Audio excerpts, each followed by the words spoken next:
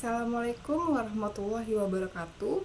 Saya Irma Darmayanti dengan nomor induk mahasiswa 858463419 akan mensimulasikan pembelajaran kelas rangkap model 221 kelas 4 dan kelas 5. Kelas 4 dengan muatan pelajaran bahasa Indonesia dan kelas 5 dengan muatan pelajaran IPA. Assalamualaikum warahmatullahi wabarakatuh. Apa kabarnya anak-anak semua hari ini? Semua sehat? Alhamdulillah. Nah, pada pembelajaran hari ini kita belajarnya digabung ya. Kita hari ini belajar bersama-sama kelas 4 dan kelas 5. Oleh karena itu, kalian semua harus tertib ya. Sebelum pelajaran kita mulai, marilah kita berdoa terlebih dahulu ya. Nah, apakah hari ini ada teman kalian yang tidak hadir? Untuk kelas 4, apakah semuanya hadir? Alhamdulillah. Bagaimana untuk kelas 5? Semuanya hadir? Alhamdulillah. Semua hadir ya pada hari ini. Oke, biar makin semangat, ayo kita bersama-sama menyanyikan lagu Garuda Pancasila. Siap semua? Oke, 1, 2, 3. Garuda Pancasila, akulah pendukungmu, patriot proklamasi, sedia berkorban untukmu. Pancasila dasar negara, rakyat adil makmur sentosa, pribadi bangsaku. Ayo maju, maju, ayo maju, maju, ayo maju, maju. Nah, untuk kelas 4 hari ini kita akan belajar bahasa Indonesia. Dan untuk kelas 5 hari ini kita akan belajar IPA. Nah, untuk kelas 4 ada yang masih ingat nggak kemarin kita belajar materi apa? Iya, betul. Nah, hari ini kita akan belajar tentang menentukan gagasan pokok dan gagasan pendukung. Adapun tujuan pembelajarannya yaitu kalian dapat mengidentifikasi gagasan pokok pada suatu paragraf, dan kalian juga dapat menyebutkan gagasan pendukung yang mendukung gagasan pokok. Nah, untuk kelas 5, apakah masih ingat pelajaran kemarin? Iya, betul. Nah, hari ini kita akan belajar alat gerak dan fungsinya pada hewan dan manusia. Adapun tujuan pembelajarannya yaitu kalian dapat menyebutkan jenis-jenis alat gerak pada hewan dan manusia. Kemudian kalian juga dapat menjelaskan fungsi alat gerak tersebut. Oke, nah untuk kelas 4 Ibu mau tanya, apa itu kalimat utama? Ada yang tahu? Iya, betul. Kalimat utama itu adalah kalimat yang menjadi inti dari suatu paragraf atau topik yang dibahas dari suatu paragraf. Nah, sedangkan kalau kalimat pendukung atau gagasan pendukung itu merupakan informasi tambahan pada suatu teks yang terletak pada kalimat penjelas. Nah, apakah paragraf pokok atau gagasan pokok selalu berada di awal paragraf? Ternyata tidak selalu ya. Nah, berdasarkan gagasan pokoknya, paragraf dibedakan menjadi berdasarkan 3 jenis. Ada yang namanya paragraf deduktif, yang mana memiliki gagasan pokok di awal paragraf. Nah, yang kedua ada yang namanya paragraf induktif yang memiliki gagasan pokok di akhir kalimat. Dan yang ketiga ada yang tahu? Ya, yang ketiga ada yang namanya paragraf campuran. Nah, paragraf campuran ini memiliki gagasan pokok di awal paragraf dan di akhir paragraf. Nah, Ibu ke kelas 5 dulu ya. Nah, untuk kelas 5, salah satu ciri dari makhluk hidup itu yaitu bergerak. Nah, gerak dapat diartikan sebagai berpindah tempat atau perubahan posisi dari sebagian atau seluruh bagian tubuh. Nah, gerak pada manusia dan hewan menggunakan organ gerak. Nah, apa saja sih fungsi organ gerak? Ada yang tahu? Iya, betul. Organ gerak itu dapat membuat kita berjalan. Kemudian apa lagi? Ada yang tahu? Iya, berlari, melompat, memegang, memanjat, menggali. Alat gerak ini dapat dibedakan menjadi dua, yaitu ada yang namanya alat gerak pasif berupa tulang dan alat gerak berupa otot. Nah, tulang ini tidak dapat bergerak sendiri tanpa adanya alat gerak aktif yang mempengaruhi tulang. Maka tulang akan diam. Sedangkan otot memiliki senyawa kimia yang membuat otot dapat bergerak dan membuat tulang menjadi bergerak. Nah, Ibu kembali lagi ke kelas 4. Nah, coba kalian lihat kalimat berikut. Nah, ayo kita bersama menentukan gagasan mana yang merupakan gagasan pokok dan mana yang merupakan gagasan pendukung. Nah, di sini terlihat.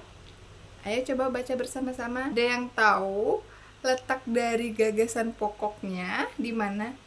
Iya, betul. Terletak di awal paragraf. Ya, busana tari saman sangat indah. Itulah gagasan pokoknya. Nah, sedangkan kalimat berikutnya itu merupakan dari gagasan pendukung. Busana tari saman terbagi menjadi 3 bagian. Pada bagian kepala dipakai bulang teleng dan sunting kapie. Pada bagian badan dipakai baju kantong, celana dan kain sarung. Sementara pada bagian tangan dipakai topong gelang dan sarung tangan. Itulah yang merupakan gagasan pendukungnya. Berarti merupakan paragraf apa kalau letak gagasan pokok di awal paragraf? Ya, merupakan paragraf deduktif. Nah, coba kalian lihat lagi ya. Nah, coba kalian lihat pada paragraf berikut. Ada yang tahu di mana letak gagasan pokoknya? Berada di mana? Ya, berada di akhir paragraf, yaitu jelaslah kekurangan konsumsi air putih dapat membahayakan kesehatan. Nah, sedangkan untuk gagasan pendukungnya itu berada di awal yang menjelaskan secara rinci dampak atau bahayanya jika kekurangan minum air putih. Nah, paragraf ini merupakan contoh paragraf apa? Ya, betul, merupakan contoh dari paragraf induktif karena gagasan pokoknya berada di akhir paragraf. Nah, berikutnya coba kalian lihat lagi. Ini adalah paragraf terakhir, yaitu ya paragraf campuran. Di mana letak gagasan pokoknya? Ya, gagasan pokoknya terletak di awal paragraf dan di akhir paragraf. Nah, sedangkan untuk gagasan pendukungnya berada di tengah-tengah paragraf.